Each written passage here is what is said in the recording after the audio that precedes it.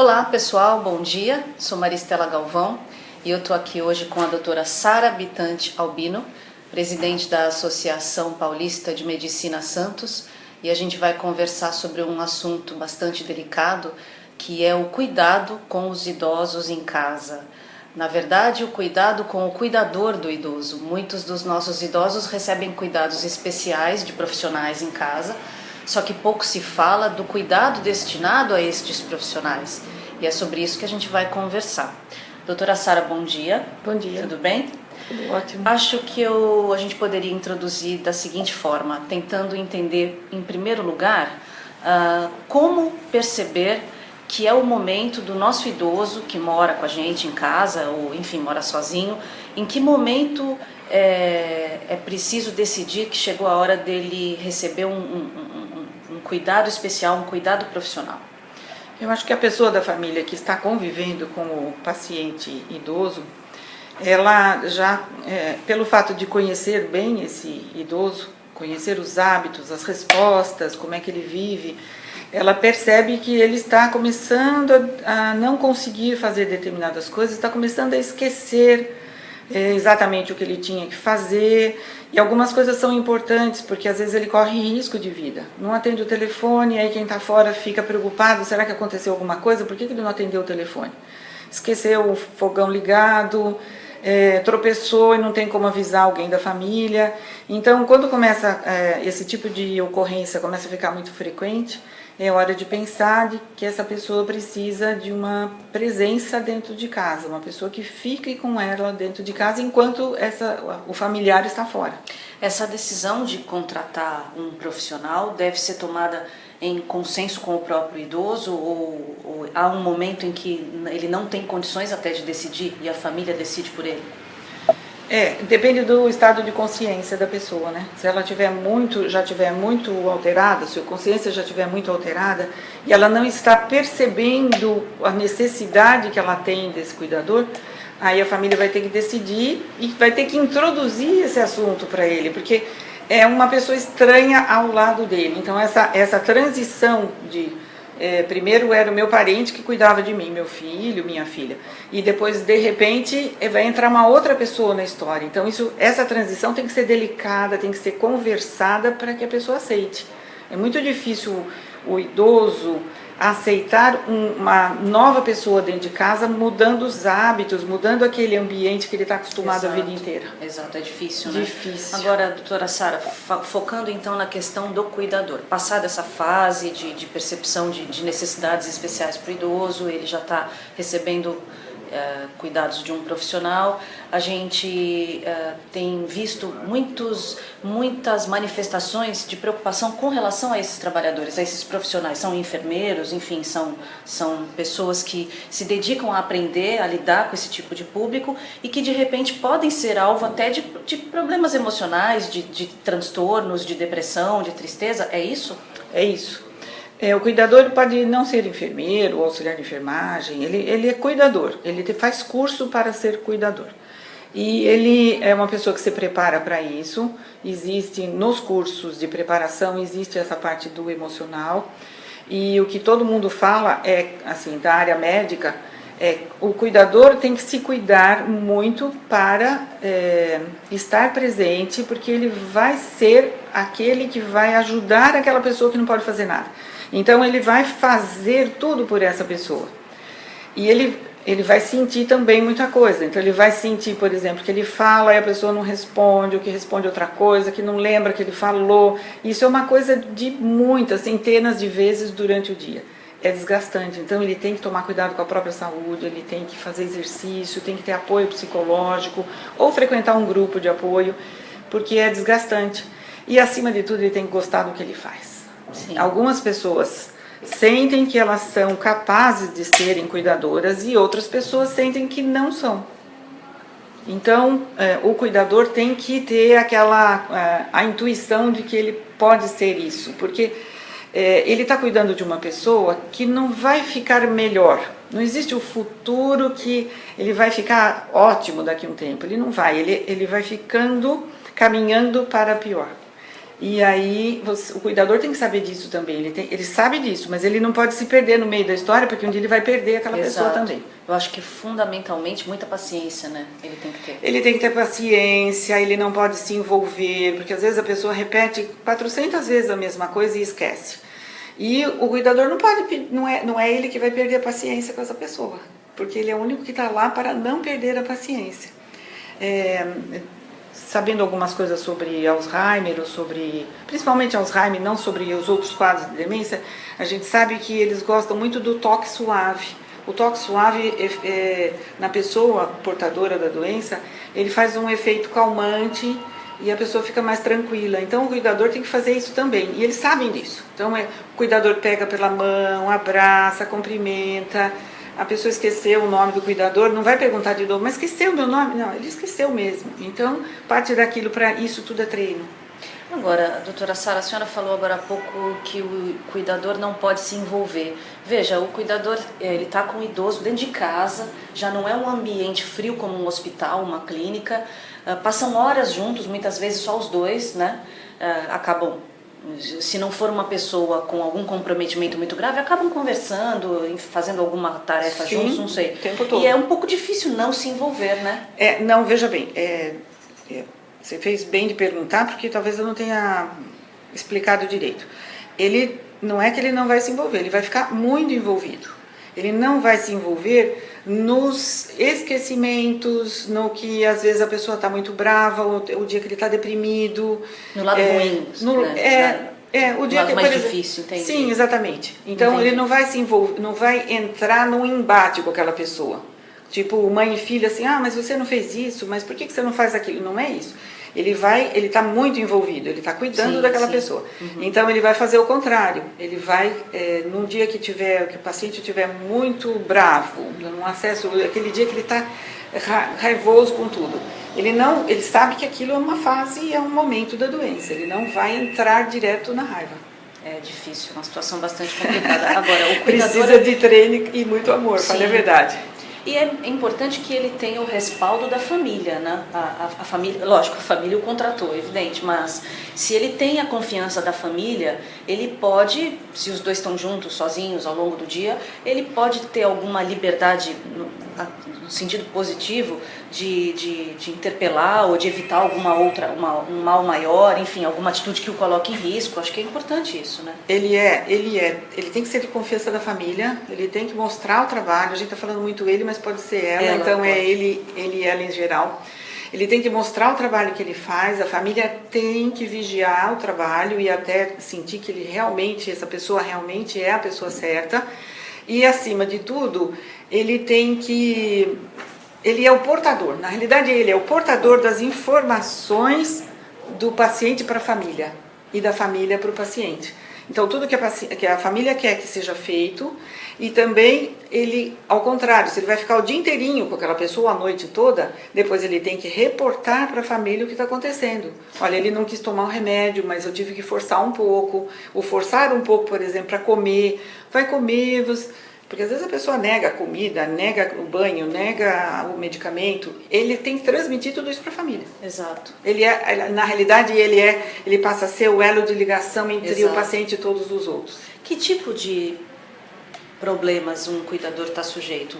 Que tipo de problemas emocionais? Se ele não se cuidar, o que ele pode entrar em depressão? Ele pode ter depressão. Diariamente com uma situação difícil? Ele pode ter depressão, ele pode ficar extremamente cansado, ele pode ficar, não necessariamente depressão, mas ele pode ficar triste. Por exemplo, estou cuidando de uma pessoa que hoje piorou muito, ele vai ficar triste também. Vai ficar preocupado também. Eu conheço cuidadores, às vezes eles vão acompanhando pacientes no consultório e às vezes estão de folga no fim de semana e liga para saber como a pessoa está, porque tem outra pessoa cuidando no fim de semana, porque ele foi para casa, foi ver a família, foi fazer exercício, foi no médico, foi no dentista, enfim, as múltiplas funções que a gente tem. E aí o que acontece? Eu sei de cuidador que liga para saber como a pessoa está, porque ele está em casa, mas ele está preocupado com o que está acontecendo. Ele está ligado mesmo àquele pessoa. Exatamente. É a prova de que existe um algo mais aí, né? Que é muito difícil evitar. Acredito que seja muito difícil evitar. Doutora Sara, quais são as iniciativas oficiais ou enfim que existem para cuidar do cuidador, que deem atenção ao cuidador, a quem ele recorre se ele percebe que está realmente sentindo, não está bem, está caindo num sentimento ruim, uma depressão, uma tristeza? Olha, aqui em Santos tem grupo de apoio a pessoas que cuidam de pacientes com Alzheimer, que é uma sede da ABRAS, Associação Brasileira de Alzheimer, que funciona na Avenida na Costa 95, que é uma sede da Universidade Paulista.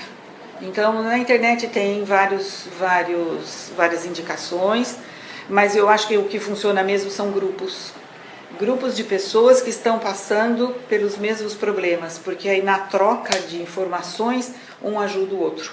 E serve para cuidador profissional e para cuidador familiar, uma pessoa da família. Mas aonde a gente encontra esses grupos? Então, esse grupo da Abras,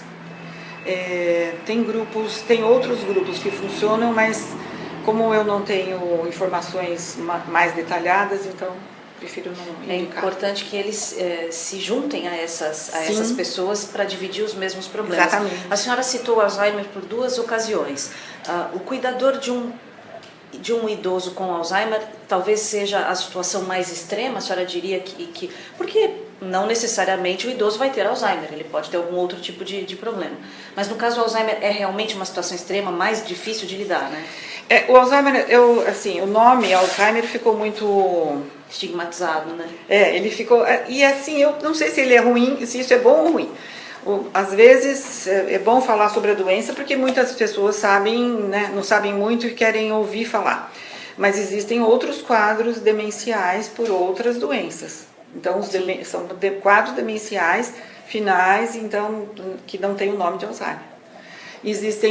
Então, não acho que só o Alzheimer seja muito difícil ou mais difícil. Todos os quadros demenciais são.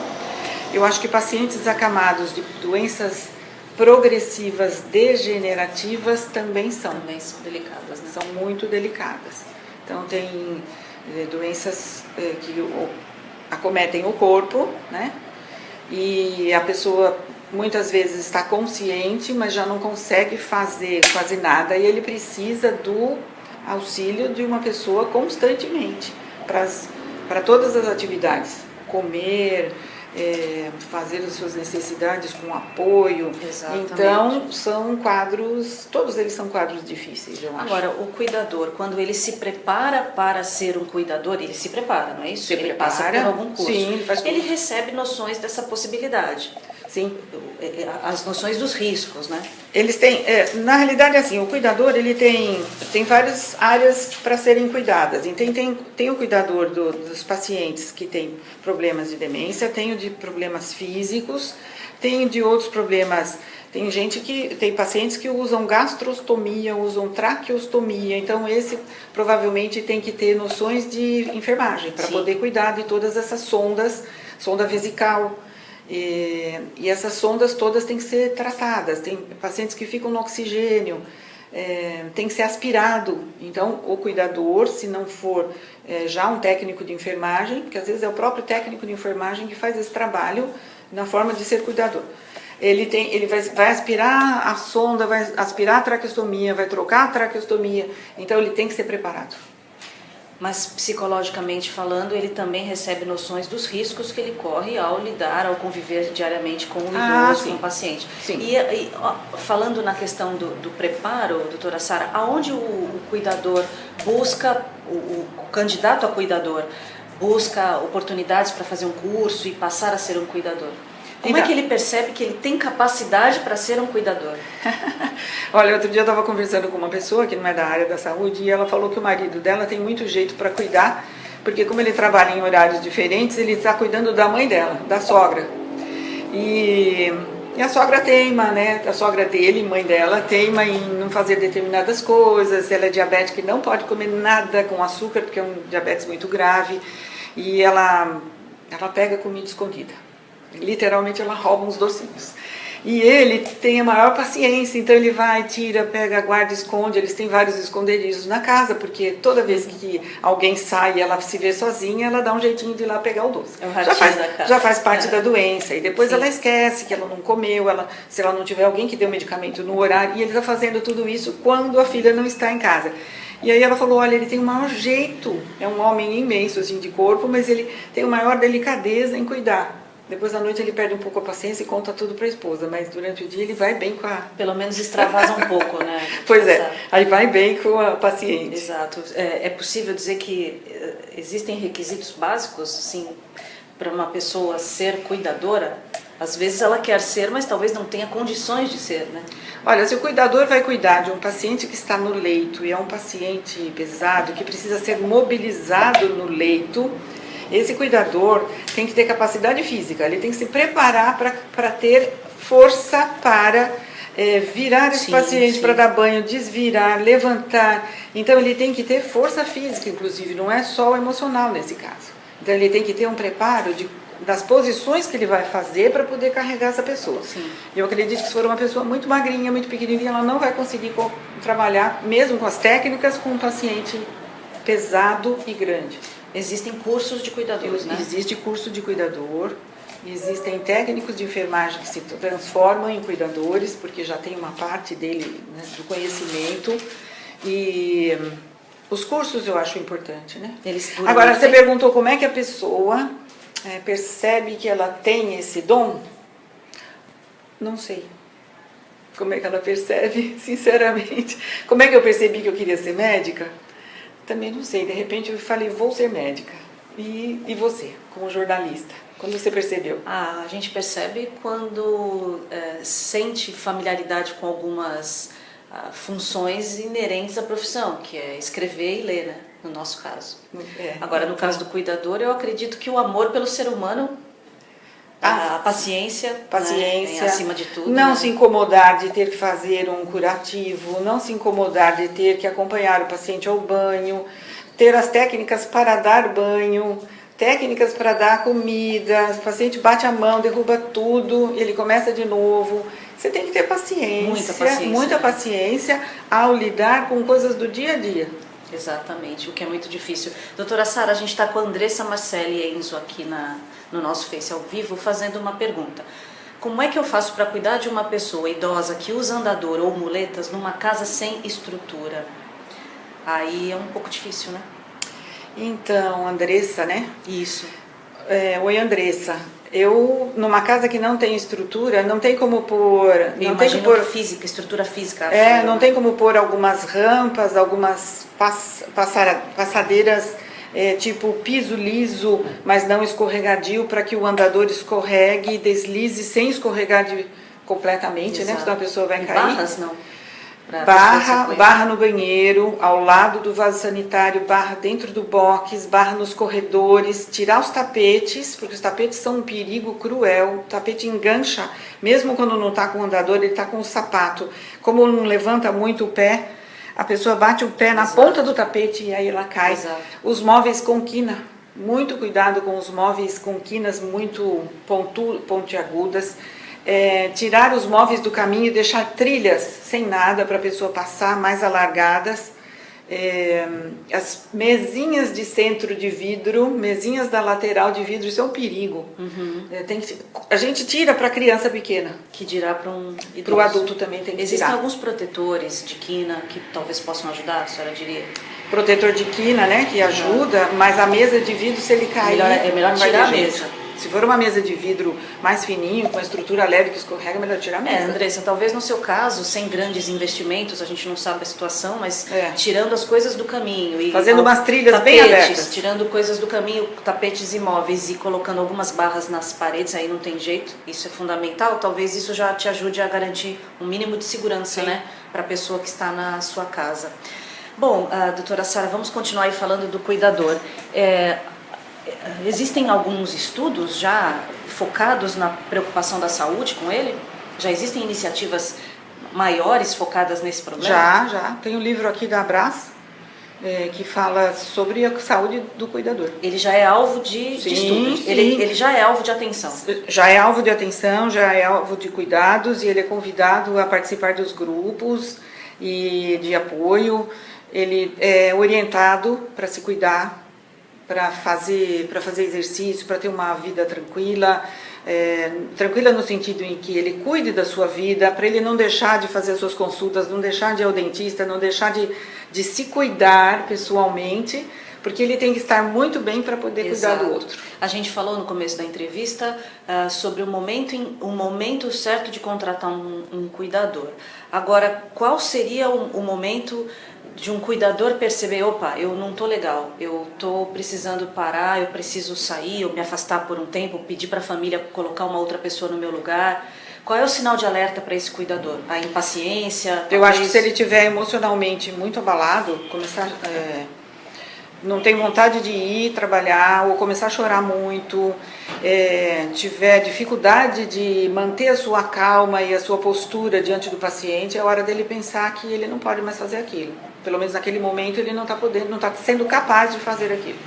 Se você perde paciência com uma pessoa que precisa da ajuda, é sinal de que você não está mais em condições de manter o seu equilíbrio.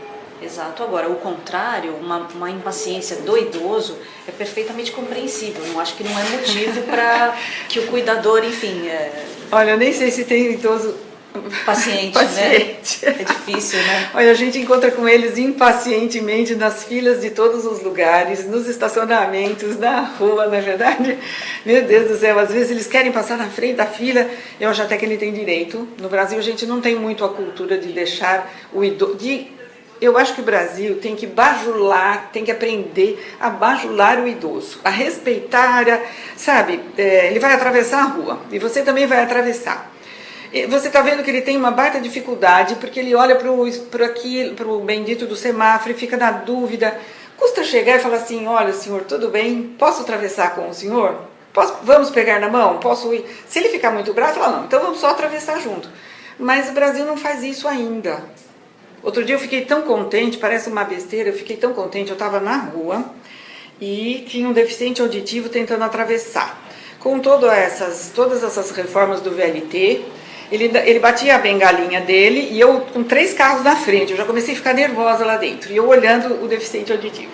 E aí o que aconteceu? Tem reforma, tem tapume, tem não sei o que lá, e o semáforo, e aquele monte de carro esperando para assim que acender o verdinho, todo mundo passar ventando, aparece uma moça. E aí ela olha, começa a diminuir o passo, eu falei, Deus vai ajudar. Ela chegou, conversou com ele, e eu não sei se ela vinha na outra direção, mas ela mudou o caminho dela e atravessou ele nos 3 semáforos de sinal, e eu fiquei...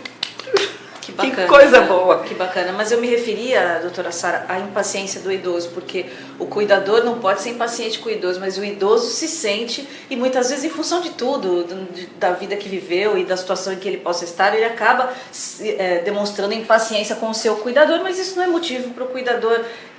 Não é? Olha, eu não responder sei também com impaciência ou ficar triste, isso é perfeitamente natural. Sim, né? É natural, é da natureza do envelhecimento ficar impaciente Sim. e mais sensível. Todo mundo acha, porque a pessoa viveu a vida inteira, que ela já está mais do que tarimbada. Na realidade, ela está mais sensível. É, muito diferente. Ela está muito mais sensível porque ela já viveu tudo aquilo. A carga é grande, né, doutora Muito, Sara? imensa. A carga é grande. Então, e ele tem o direito de perder a paciência, e eles perdem a paciência. Quem tem pais mais velhos, que conviveu com avós, é muito raro alguém falar, ai, meu avô é muito legal, muito bonzinho, nunca faz... Né? Todo mundo sabe que o idoso é mais impaciente. Com certeza. Ele doutora pode. Sara, a senhora mencionou, desculpe, agora há pouco eu perguntei de alguma pesquisa, de algum estudo focado no cuidador, a senhora mencionou um livro. A senhora tem o livro aí, poderia nos mostrar, por favor?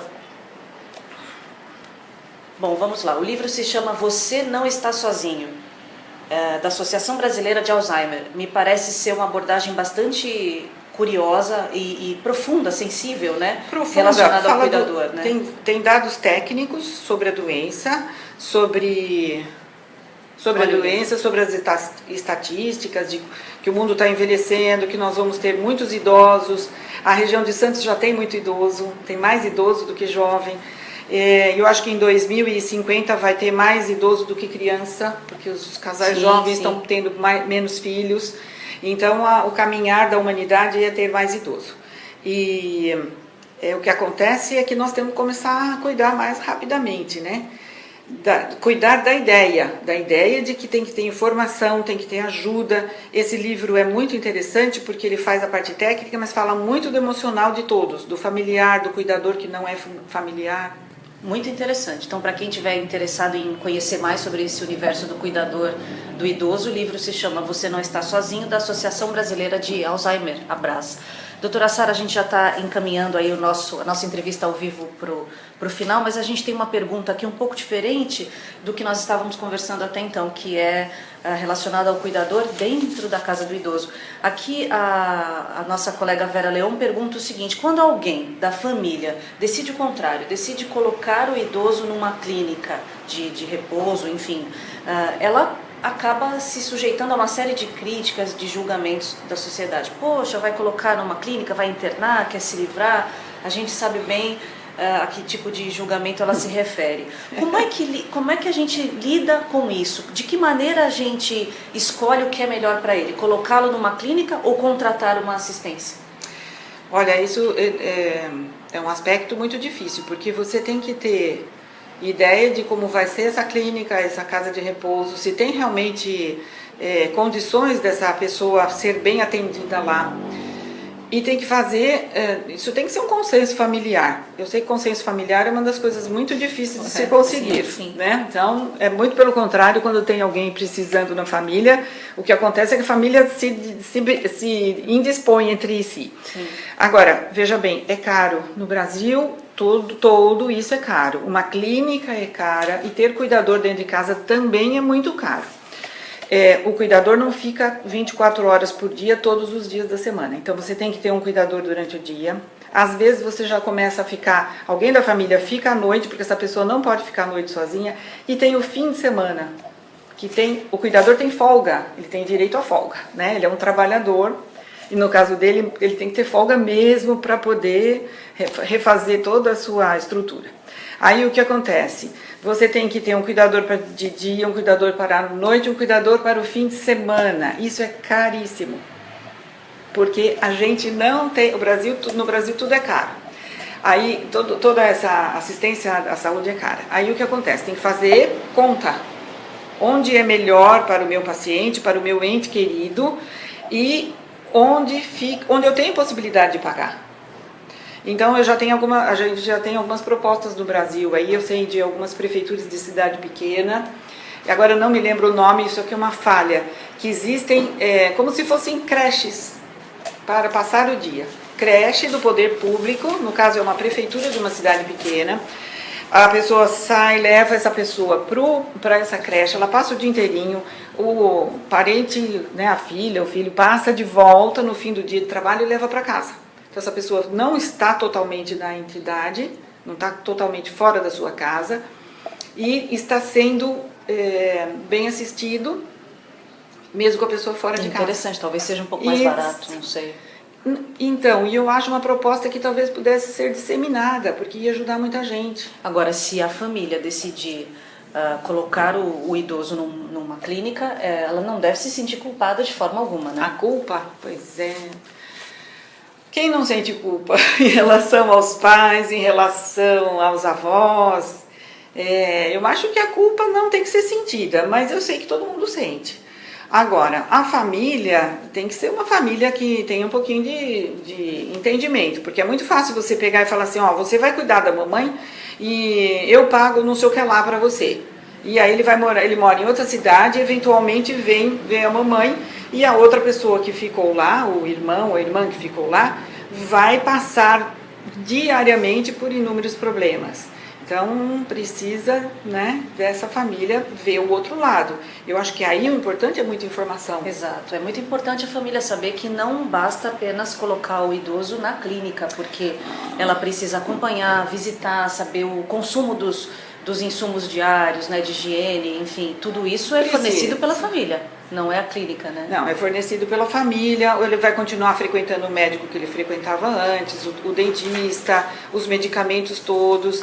Alguém da família tem que visitar essa pessoa. Exatamente. E tem que, exatamente. Porque tem que senão o continuar indo abandono lá. é o que vai, no final das contas, a gente vai verificar um quadro de abandono, que é tudo aquilo que a família não queria e acaba gerando, Mas que existe. achando que estava fazendo Mas que bem, existe. né? Existe. A gente sabe que existe. Algumas pessoas ficam nas casas de repouso, nos albergues, ad eternamente e ninguém vai ver. Ok, doutora Sara. Vamos finalizando então a nossa entrevista ao vivo pelo Facebook. Conversei com a doutora Sara Bitante Albino sobre a importância do cuidador de um idoso também receber cuidados especiais. Obrigada, pessoal, pela participação. Obrigada, doutora Sara. E a gente se encontra numa próxima, na nossa entrevista ao vivo pelo Facebook. Até lá.